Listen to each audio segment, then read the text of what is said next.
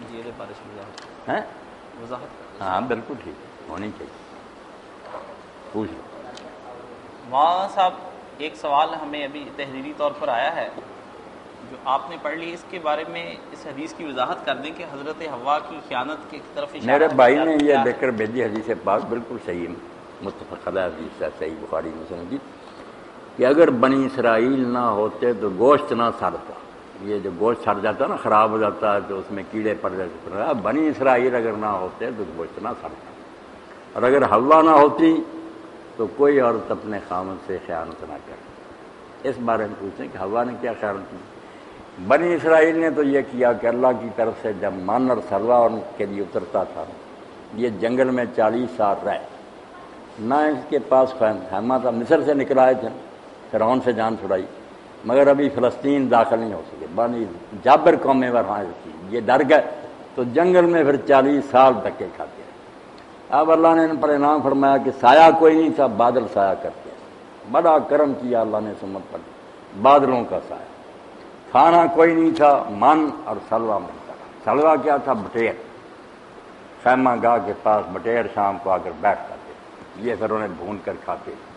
اور من جو تھا کپڑے بچھا دیتے، رات اس پر نا جیسے بوندی ہوتی نا، اس طرح برف کی طرح چھوٹی چھوٹی بوندی گرتی، اس کو صبح یہ کرنا چکی میں پیس کر روٹی پکا کر کھاتے. پکا پکایا کوئی نہیں تھا، من تھا، مگر چونکہ اس میں محنت کوئی نہیں تھی، مفت میں ملتا من، احسان. اسی لیے حضور نے فرمایا کھمبی، آپ نے شاید سنی کہ نہیں، کھمبی ہوتی ہے جو ہمارے کھیت ہوتے ہیں نا مکی کے یا اسی طرح کپاس وغیرہ کے، ان میں اگتی ہے. زمین کا بخاری ہوتا ہے، ٹوپی اس کی ہوتی ہے سفید، بڑی مزیدار ہوتی ہے. اس کو پکا کر کھایا نا کھمبی، بہت. آپ نے فرمایا کما تو من المن، کہ کھمبی بھی جو ہے یہ من کی قسم ہے. جیسے وہ من ملتا تھا نا، یہ تم نے کاشت نہیں کی، کچھ نہیں، اپنے آپ ہی زمین سے نکلا، تو من اور سلوہ ملتا تھا. مگر انہیں حکم تھا کہ روز کھا لیا کرو، رکھنا نہیں. تم یہ نہ بے اعتباری کرو کہ کل ہی ملے گا، سٹور نہیں کر روزانہ.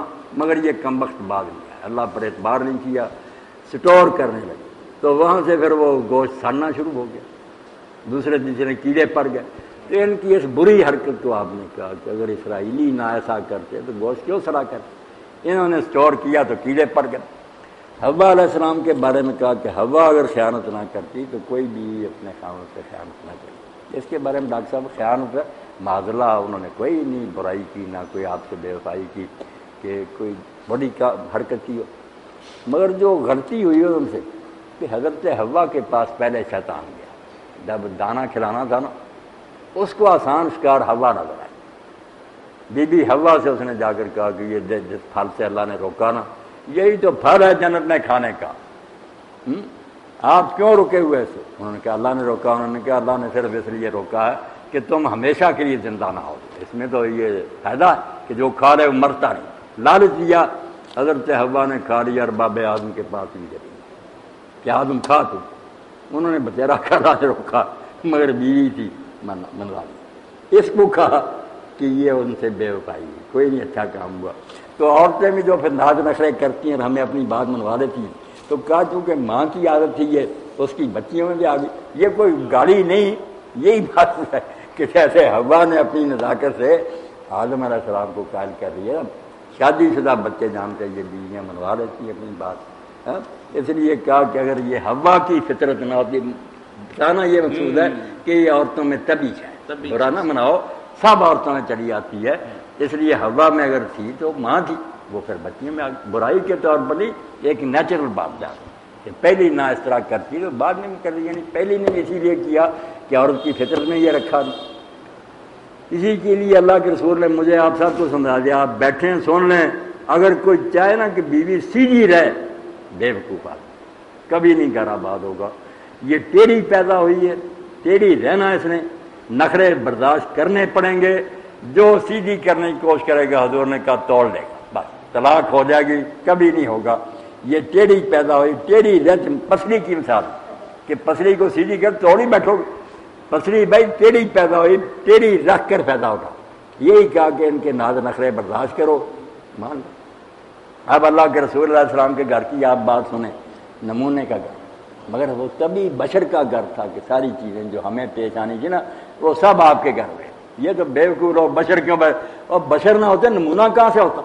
اسوہ حسنہ اور ہم کہاں سے نمونہ لیتے؟ کیا کرنا تھا؟ آپ کے گھر میں ہی ہوتا کہ بی بی ایسا کبھی کبھی روٹھ جاتی، ناراض ہو جاتی حضور سے، تو نبی علیہ السلام نے کہا ایسا مجھے پتہ چل جاتا کہ کب تم مجھ سے خوش ہو کب ناراض۔ کہا یا رسول اللہ آپ کس طرح یہ اندازہ لگا رہے تھے؟ فرمایا جب خوش ہوتی ہے نا تو کوئی بات کرتی تو کہتی ہے محمد کے رب نے یہ کہا، میرا نام لیتی ہے۔ جب ہو جاتی ہے ناراض گالی نہیں کہہ دیتی، مگر تم کہتے ابراہیم کے رب نے یہ کہا، میرا نام چھوڑ جاتی ہو پھر ابراہیم کی طرف جاتی، ابراہیم کے رب نے یہ کہا۔ تو ہنس کر بی بی نے کہا کہ رسول اللہ پھر تمہارا نام چھوڑتی ہوں، دل کو آپ کو پتا دل میں جو محبت چھوڑ سکی۔ تو یہ ساری باتیں اسی لیے ہیں کہ خاوند بیوی واقعی زوجین بن کر رہے۔ معاشرت کہتے ہیں نا، معاشرت کیا؟ عشیر کہتے ہیں ساتھی، یہ نوکر کوئی نہیں، عشیر جیسے ترجمہ کر لیتے ہیں بیٹا جیون ساتھی، جی یہ ساتھی، اس لیے ساتھی بن کر رہو، ایک دوسرے کا احترام کرو پھر زندگی گزرے۔